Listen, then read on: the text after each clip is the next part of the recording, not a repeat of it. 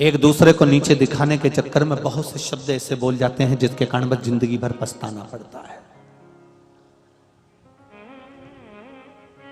देवऋषि नारद ने एक शब्द कह दिया था, जिसको महादेव नहीं जीत पाए उस कामदेव को मैंने जीता है। तो महादेव से कोई पूछे तो सही कि महादेव ने कामदेव को क्यों नहीं जीता? क्योंकि उनकी धर्म पत्नी है सती और कामदेव की धर्म पत्नी है रति, दोनों सगी बहन है। बहन का पति घर पर आएगा, आप अपने यहाँ की कथा बोलो तो सही। तुम्हारी सगी बहन का पति तुम्हारे यहाँ आया और तुम्हारा पति उसका आदर नहीं करे तो तुम्हें कैसा लगेगा? बोलो री जीजियों पर बनी वाली, बोलो री, बोलो जरा।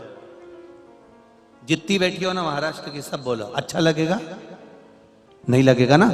तुम कहोगी ना कि मेरे बहन का पति आया और तुम दुकान छोड़कर नहीं आए, तुम ऑफिस छोड़कर नहीं आए, तुम काम पे से वापिस नहीं आए।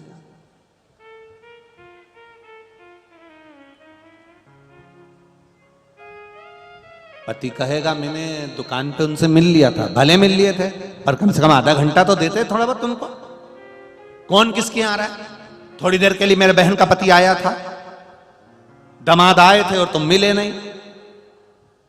भगवान शिव जैसी रिश्तेदारी दुनिया में कोई नहीं निभा सकता। शंकर जी को लगा कामदेव आया है, रति का पति आया है, मैं सती का पति हूं, वो रति का पति है। अगर उसके आने पर भी मैंने आंख नहीं खोली तो मैं घर गया ना तो सती मुझसे कहेगी कि मेरी बहन का पति आया था, तुम उसको एक निगाह उठा के नहीं देख पाए। तो भगवान शंकर ने सोचा कामदेव आया है तो मैं निगाह उठा कर देख लूं, एक बार मैं उसको देखूं तो सही। भगवान ने देखा। अब नारद जी को कौन समझाए कि रिश्तेदारी निभाना शिव जी से सीखना चाहिए। उनके बराबर दुनिया में कोई रिश्तेदारी नहीं निभा सकता जो मेरे देवादिदेव महादेव निभाते,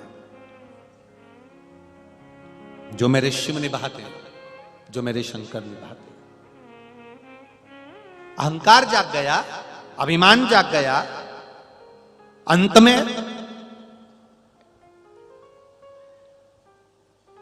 स्वयं का बंदर का मुख बन गया, क्रोध आ गया, भगवान को श्राप दे दिया। अब पछता रहे कि मैंने अहंकार के शब्द कैसे बोल दिए, मैंने अभिमान के शब्द कैसे कह दिए, मेरी मुक्ति कैसे होगी, मेरा मोक्ष कैसे होगा, मैं इस अभिमान से बाहर कैसे निकलूंगा। तब स्वयं भगवान विष्णु ने कहा, शंकर भगवान को तुमने अपशब्द कहा है, शिव को तुमने आड़ा टेढ़ा कहा है, और शंकर भगवान को अगर अपशब्द कहा तो साथ में तुमने नारायण को भी अपशब्द कहा है।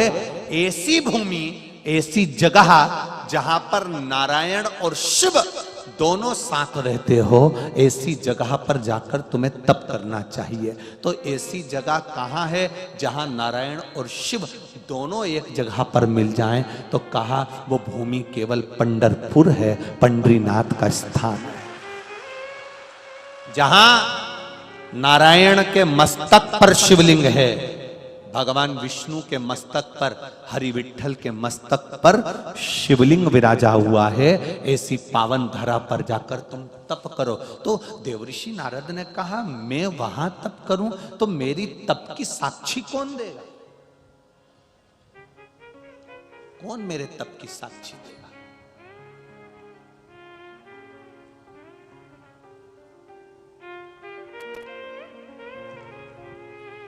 तब की साक्षी कौन दे? बहुत जोरदार कपड़े पहनो तुम, बहुत अच्छी साड़ी पहनो तुम, और कोई तुमसे एक बार भी नहीं बोले कि तेरी साड़ी अच्छी लग रही है, तो कितना बुरा लगे। कि एक बार किसी ने नहीं किया मैं इतनी साड़ी लाई, अच्छी लाई, जोरदार लाई, मैं रोज पटली डाली, पटली डाल के पिन लगाई, पिन लगा के मैंने सिर पे भी ली, उसके बाद भी किसी ने नहीं किया कि इतनी जोरदार साड़ी पहनी। तो साक्षी नहीं दी किसी ने कि इसमें साक्षी तत्व।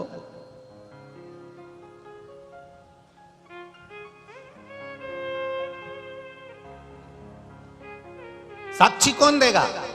कि देवऋषि नारद का जो अभिमान टूटा, उसका जो तप करा, उसकी साक्षी कौन देगा?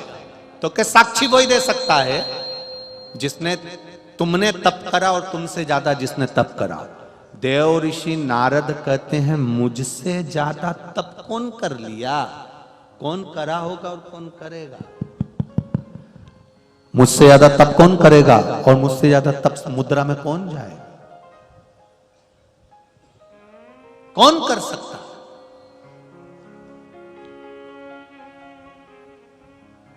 तब भगवान विष्णु ने कहा तुमसे ज्यादा तप करने के लिए, तुमसे ज्यादा तप करने वाली एक है।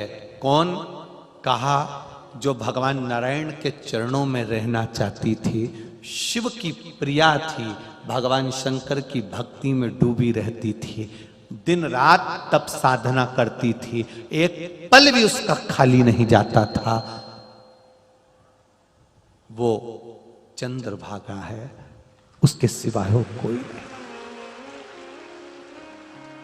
वो चंद्रभागा,